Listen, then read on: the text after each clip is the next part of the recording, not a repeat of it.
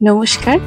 রান্নার নতুন রসায়নে আজকে এমন একটা রেসিপি আপনাদের সাথে শেয়ার করব যা বাচ্চা থেকে বড় সবাই আঙুল চেটে খাবেন। রাতের ডিনার হোক কিংবা স্কুল কলেজের টিফিন, সব জায়গায় পারফেক্ট এই রেসিপি। কি কি লাগবে আর কিভাবে হচ্ছে চলুন দেখিনি। এখানে টাটকা পালং শাক কচি একদম, যা নেওয়া হয়েছে 500 গ্রাম, ধুয়ে বেছে রাখা আছে। আর সাথে যাবে পেঁয়াজ এখানে আমি দুটো নিয়েছি, যাকে কিউব কিউব করে একদম ছোট ছোট কিউব কিউব করে কাটা আছে। আর সাথে যাবে দুটো টমেটো। পেঁয়াজ যেরকম করে কেটেছি ঠিক সেরকম ভাবে আমরা টমেটোটা কেটে নেব। এবার এখানে রসুন কুচি নিয়েছি 2.5 টিস্পুন, এবার আদা কুচি হচ্ছে 1 টিস্পুন, আর লঙ্কা যে যার স্বাদ মতন যেমন ঝাল খায়। ছাতু নিয়েছি 1 টেবিল স্পুন, ধনে গুঁড়ো হচ্ছে 1 টিস্পুন। এবার একটি পাত্রে জল গরম বসাতে দিয়েছি। জল ফুটে এলে এর মধ্যে পালং শাকটা দিয়ে দেব।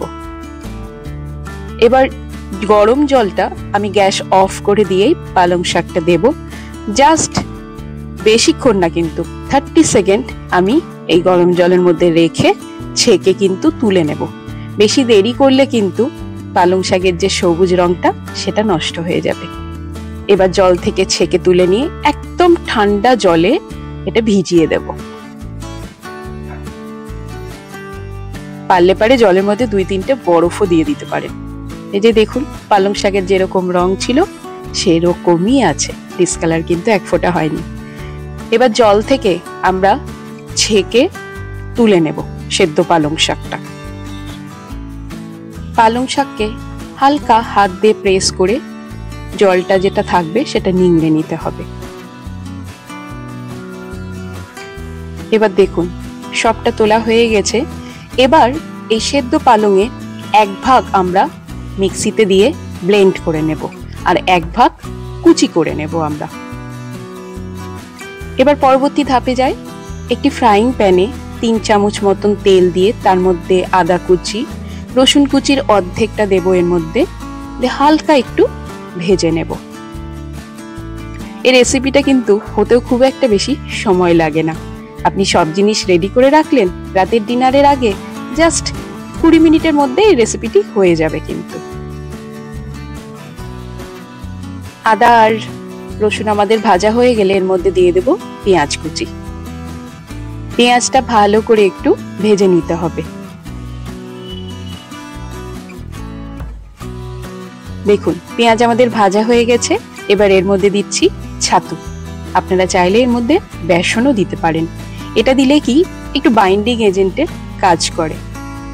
ছাতুটাকে দিয়ে হালকা ভেজে নেওয়ার পর দেব লঙ্কা কুচি। যে যেমন ঝাল খান ঠিক তেমনই লঙ্কা দেবেন। যদি বাচ্চাদের জন্য করেন তাহলে অবশ্যই তো লঙ্কাটা বাদই যাবে। আর দিয়ে দিচ্ছি টমেটো কুচি। টমেটোটা দেওয়ার পর আমরা ভালো করে একটু সতে করে নেব।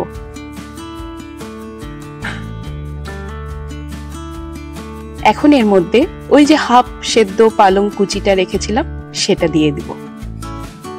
দিয়ে হালকা ভাবে আমরা কিন্তু নেড়ে নেব। এবার স্বাদ মতো নুন দেব।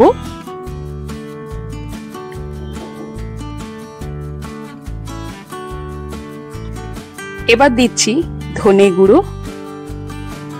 ধনে গুঁড়ো দিয়ে হালকা একটু ভেজে নিতে হবে, যাতে ধনের গন্ধটা চলে যায়, কাঁচা গন্ধটা। কোনোটাই কিন্তু আমরা খুব বেশি ভাজবো না।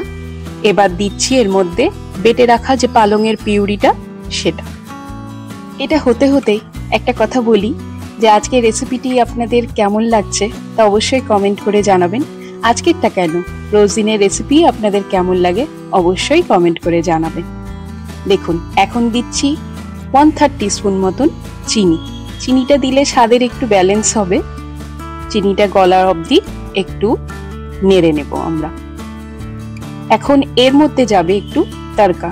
তড়কার জন্য কি নেব, একটি ফ্রাইং প্যানে দেব বাটার 1 চামচ, 2টো শুকনো লঙ্কা, আর এর মধ্যে যাবে 1/3 টিস্পুন মতন জিরে।